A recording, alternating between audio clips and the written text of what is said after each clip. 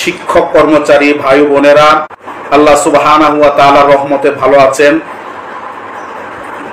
আপনারা ইতিমধ্যে সবাই অবগত হয়েছেন, গতকাল রাতে এমপিভুক্ত শিক্ষা জাতীয়করণ প্রত্যাশী জোটের একটি গুরুত্বপূর্ণ মিটিং ছিল। ওই মিটিংয়ে আমরা কিছু গুরুত্বপূর্ণ সিদ্ধান্ত নিয়েছি। ইতিমধ্যে সোশ্যাল মিডিয়ার মাধ্যমে আপনারা সিদ্ধান্তগুলো সম্পর্কে অবহিত হয়েছেন। আমি আজকে আপনাদের সামনে গতকালকের মিটিংয়ের সিদ্ধান্ত এবং 20% বাড়ি বাড়ার সর্বশেষ অবস্থা নিয়ে আপনাদের সামনে আলোচনা করব। প্রথমেই 20% বাড়ি বাড়ার সর্বশেষ অবস্থা নিয়ে কথা বলতে চাই। আপনারা সবাই ইতিমধ্যে জেনেছেন, গত পরশু অর্থাৎ সোমবারে আমি মন্ত্রণালয়ের এমপিও শাখায় কথা বলেছিলাম।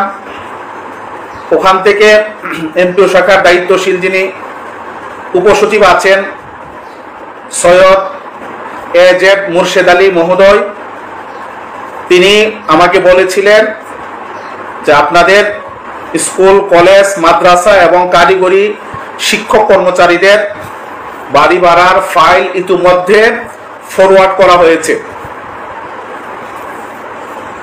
গতকালকে আমাদের একটি টিম সচিবালয়ে খোঁজখবর নেওয়ার জন্য গিয়েছিলেন। ওখানে তারা যে খবরটি আমাদেরকে নিশ্চিত করেছিলেন যে আমাদের বাড়ি ভাড়ার যে ফাইল, এই ফাইলটি উপদেষ্টা মহোদয় এখানে স্বাক্ষর করেছেন এবং আগামী কর্মদিবসে সম্ভবত ফাইলটি অর্থ উপদেষ্টার কাছে পাঠানো হবে, অর্থ মন্ত্রণালয়ে পাঠানো হবে, কারণ অর্থ মন্ত্রণালয় চূড়ান্ত সিদ্ধান্ত দিয়ে থাকেন। এই বিষয়টি জানার পর আমি নিশ্চিত হওয়ার জন্য একজন সাংবাদিকের সাথে কথা বলি।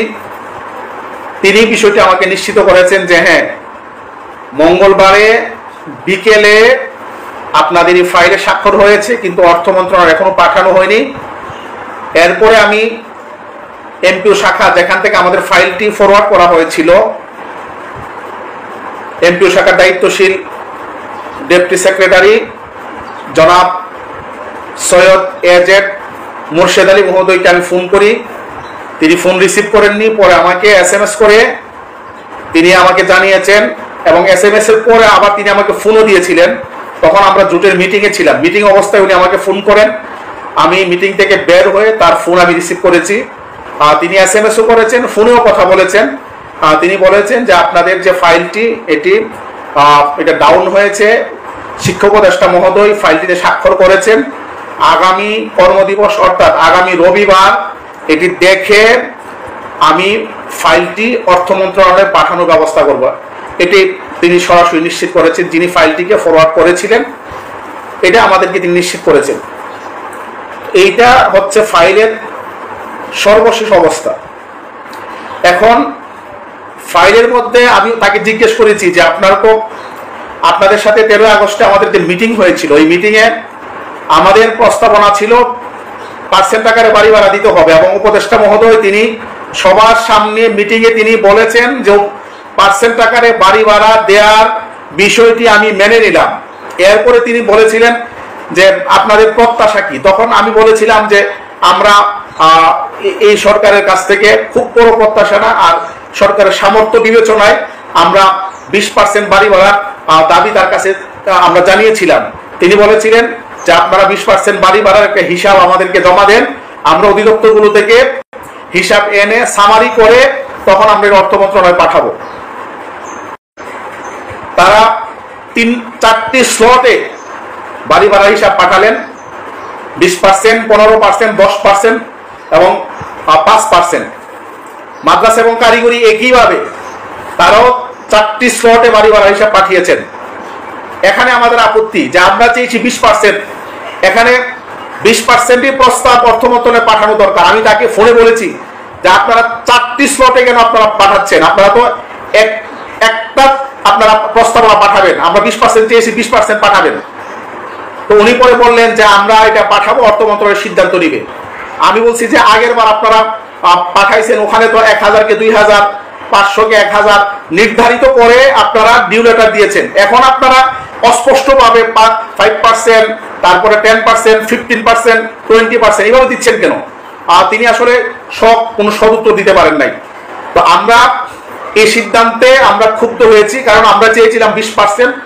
আমি আজকে আপনাদের সামনে ঘোষণা দিতে চাই যে আমরা 20% চেয়েছি, যেটুকু সরকারের সামর্থ্য আছে সেটুকু আমরা চেয়েছি।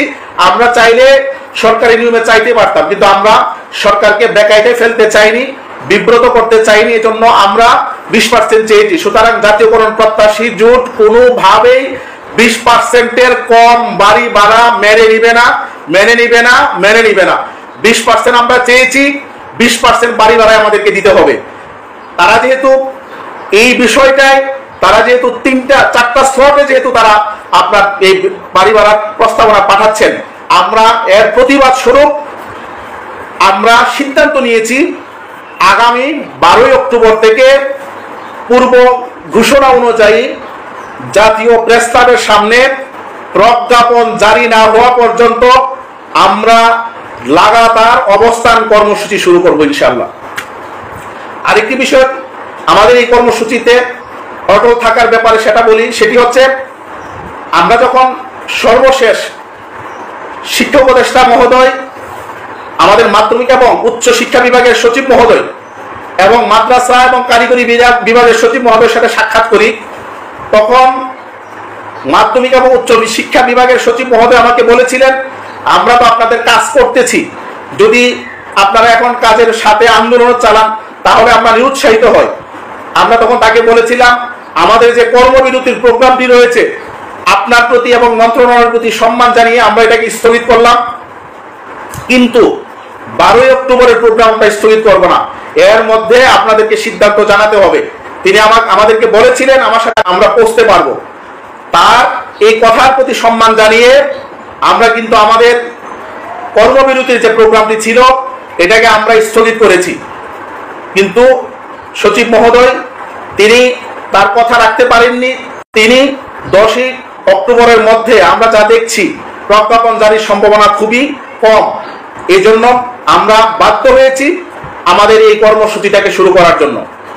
প্রিয় বিভক্ত শিক্ষক কর্মচারী ভাই বোনেরা, আমরা আবার বলছি সরকার যদি 10 অক্টোবরের মধ্যে আমাদের 20% বাড়ি ভাড়া এবং 1500 টাকা মেডিকেল ভাতা এবং আমাদের কর্মচারীদের জন্য 75% উৎসব ভাতার প্রজ্ঞাপন জারি করে আমরা আমাদের এই আন্দোলনকে প্রত্যাহার করব এবং আমরা আমাদের শ্রেণীকক্ষে আমরা অবস্থান করব। আর যদি সরকার 10 অক্টোবরের মধ্যে আমাদের এই দাবিগুলোর প্রজ্ঞাপন সরকার জারি না করে তাহলে আমরা 12 অক্টোবর থেকে পূর্ব ঘোষণা অনুযায়ী প্রজ্ঞাপন জারি হওয়ার আগ পর্যন্ত জাতীয় প্রেস ক্লাব, বাংলাদেশ মাদ্রাসা শিক্ষক কর্মচারী ফোরামের জেলা কমিটির সভাপতি, সেক্রেটারি, তাদের সাথে আজ রাতে 9টায় মিটিং কল করেছি। আমাদের যারা বিভাগীয় সমন্বয়ক আছেন তাদের সাথে আমরা খুব অল্প সময়ের মধ্যে মিটিংয়ে বসছি এবং আমাদের যারা জেলা সমন্বয়ক আছেন তাদের সাথে অল্প সময়ের মধ্যে আমরা মিটিং করব। উপজেলা সমন্বয়কদেরকে আমরা সক্রিয় করব। আমরা আগের চেয়ে অনেক বেশি সংগঠিত, অনেক বেশি শক্তিশালী, কারণ আপনারা দেখেছেন ইতিমধ্যে জোটের অন্তর্ভুক্ত সংগঠনগুলো সারা বাংলাদেশের কমিটি গঠন করে চলেছে। প্রতিদিন কোথাও না কোথাও আমাদের জেলা কমিটি হচ্ছে, উপজেলা কমিটি হচ্ছে।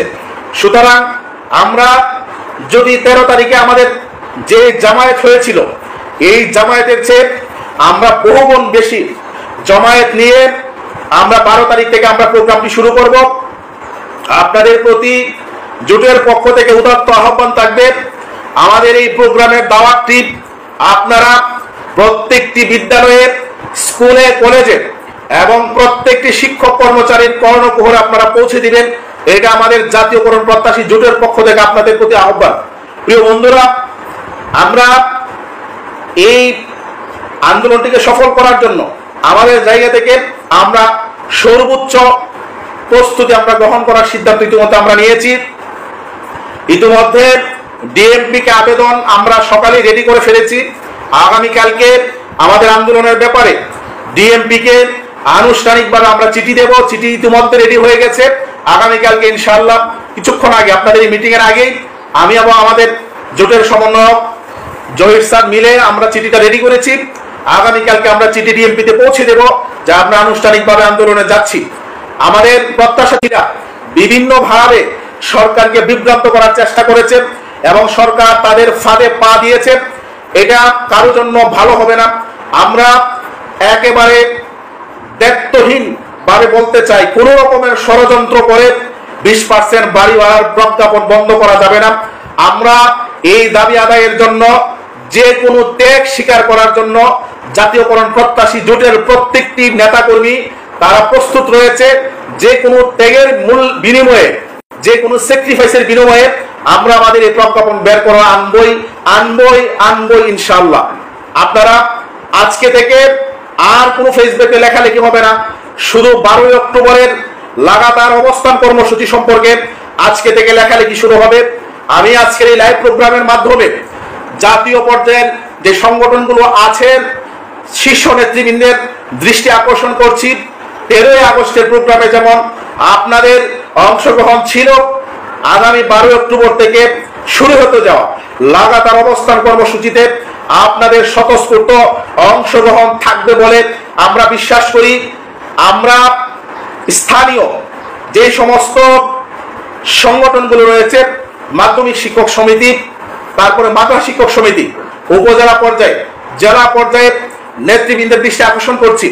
ইতিমধ্যে আপনাদের কাছে এটা প্রমাণিত হয়েছে জাতীয়করণ প্রত্যাশী জোট কেবলমাত্র আগস্টের প্রোগ্রামে যেমন ভাবে আপনারা সহযোগিতা করেছেন, আগামী 12 তারিখ থেকে শুরু হতে যাওয়া এই প্রোগ্রামে আপনারা আমাদেরকে সহযোগিতা করবেন, এই প্রত্যাশাটুকু আপনাদের কাছে রাখতে চাই। আমরা ইলেকট্রনিক এবং প্রিন্ট মিডিয়ার সহযোগিতা চাই। তাদের মাধ্যমে আমাদের এই কর্মসূচিটি সর্বত্র ছড়িয়ে পড়বে বলে আমরা বিশ্বাস করি। আমি আমাদের শিক্ষকদেরকে এটুকু বলতে চাই, জাতীয়করণ প্রত্যাশী জোট আপনার কাছ থেকে 2 টাকা 1 টাকা চাই না। আমরা 13 তারিখের প্রোগ্রামটি আমাদের নিজেদের পকেটের টাকা আমরা আয়োজন করেছি। আগামী প্রোগ্রামও আমরা আমাদের টাকা আয়োজন করব। আমরা কারো কাছ থেকে টাকা চাইবো না। স্বেচ্ছায় যদি কেউ কন্ট্রিবিউট করে এটা অন্য বিষয়, আমরা কারো কাছ থেকে টাকা পয়সা চেয়ে নেব না। তো আমরা যেহেতু কারো কাছ থেকে টাকা পয়সা নেই না, আপনারা বুঝতে পারছেন যে আন্দোলনটি নিছক শিক্ষকদের বৈষম্য থেকে মুক্তির আন্দোলন, কর্মচারীদের বৈষম্য থেকে মুক্তির আন্দোলন। আমরা ইতিমধ্যে দেখতে পেয়ে আপনারা হাতছাড়া করবেন না, কারণ আপনারা যদি পাশে দাঁড়ান আমরা উৎসাহিত হই, অনুপ্রাণিত হই। আপনাদের উৎসাহ অনুপ্রেরণার কারণে আমরা এরকম বড় ধরনের ঝুঁকি নেওয়ার আমরা সাহস পাই। আমাকে বিভিন্ন ভাবে হুমকি দেওয়া হয়েছে, এখন পর্যন্ত আমাকে হুমকি দেওয়া হচ্ছে।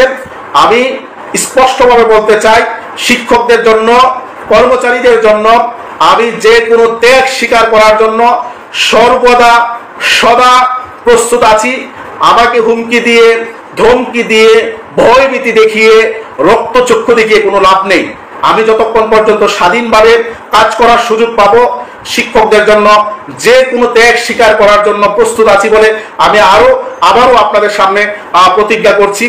সুতরাং আপনারা আগামী দিনের আন্দোলন কর্মসূচিকে সফল করার জন্য আপনাদের উপজেলায়, আপনাদের স্কুলে, আপনাদের ইউনিয়নে, আপনারা যেখানে বসেন, আপনাদের চায়ের আড্ডায় একটাই মাত্র আলোচনা হোক যে 10 অক্টোবরের মধ্যে আমাদের প্রজ্ঞাপন দিতে হবে, না হলে 12 অক্টোবর থেকে বাংলাদেশের ইতিহাসে সর্ববৃহৎ আন্দোলনের সাক্ষী হবে জাতীয় প্রেস ক্লাব। এই আশাবাদ ব্যক্ত করে সকলের সুস্বাস্থ্য কামনা করে আগামী দিনে জাতীয়